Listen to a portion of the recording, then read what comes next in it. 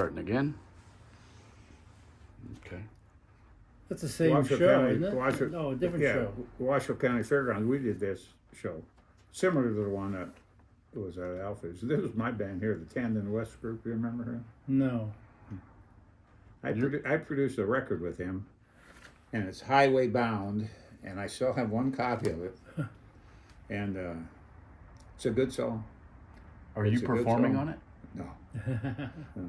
But, When you say your band, what does that mean? well, I managed them. Mm. Kind of a country rock deal. Mm-hmm. Someday I'll play you that song. Mm-hmm. I have to get a 45 player to play it. Mm-hmm. That 45 record. But I think it's a marketable song.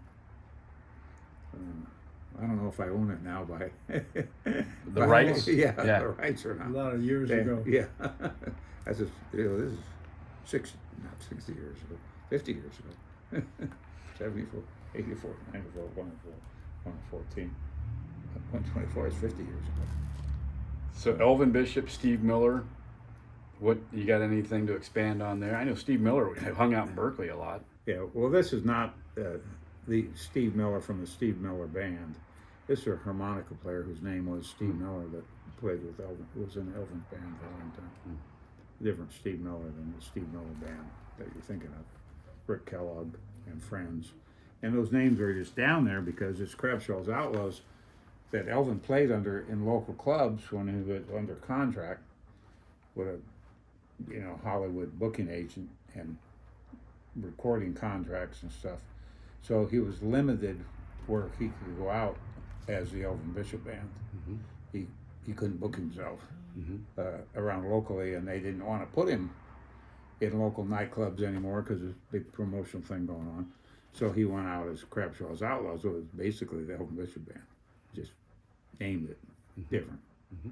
And those names are thrown in there to Steve Miller, Rick Kellogg, and friends, Elvin Bishop, Steve Miller, that signal it's the Elvin Bishop Band. Because Elvin did play solo too. I mean, he did solo stuff, not acoustic. He did slide guitar. And he's a good solo performer. He's performing now as a trio.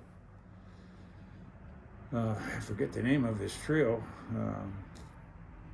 He's got a Congo player and another guitar player, and Elvin's on basically his slide guitar, not steel slide guitar, but he uses the slide pipe, on his guitar a lot.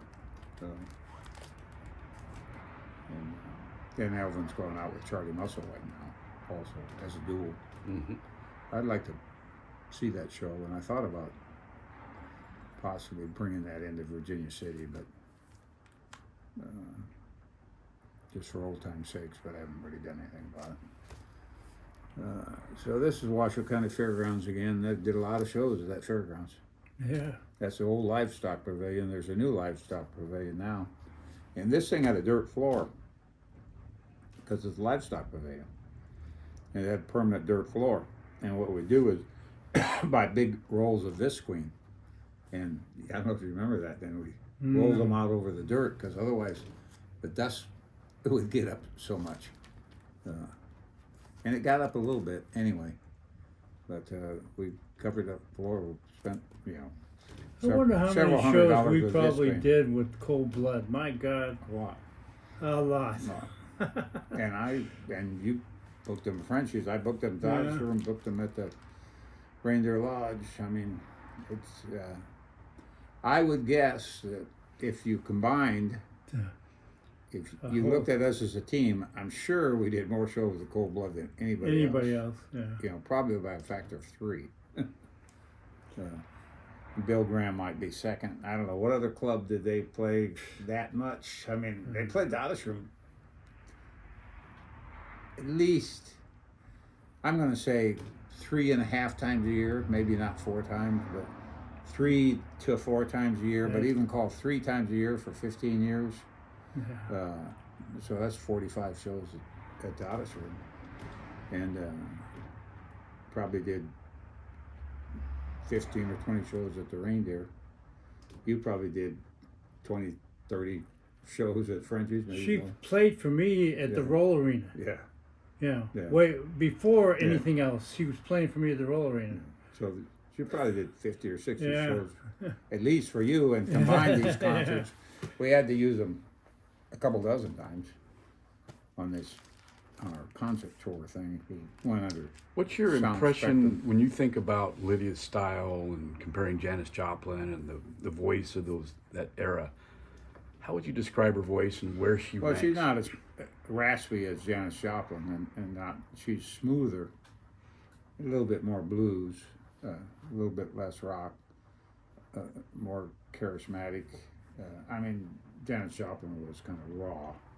Lydia's not raw. She's powerful, but not raw. But they were comparable, but of course, Lydia never rose to the stardom that Janis Joplin did. But Lydia is now 75 years old, and Janis Joplin Way gone. made it to Yeah. 28. I Yeah, think. she didn't go Yeah. very far. No.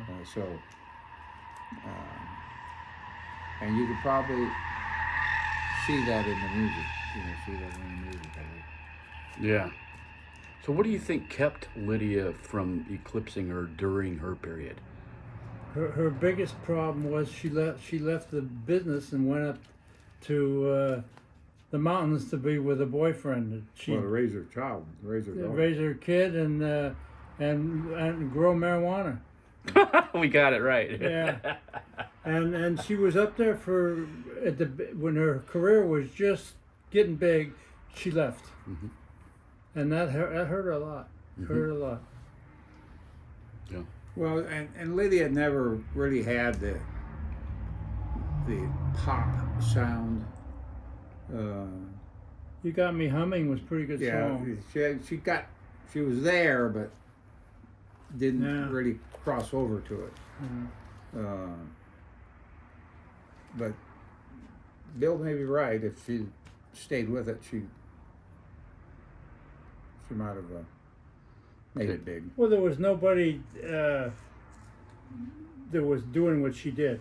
They could do what she did at that time. It was her. It was her time, but she left.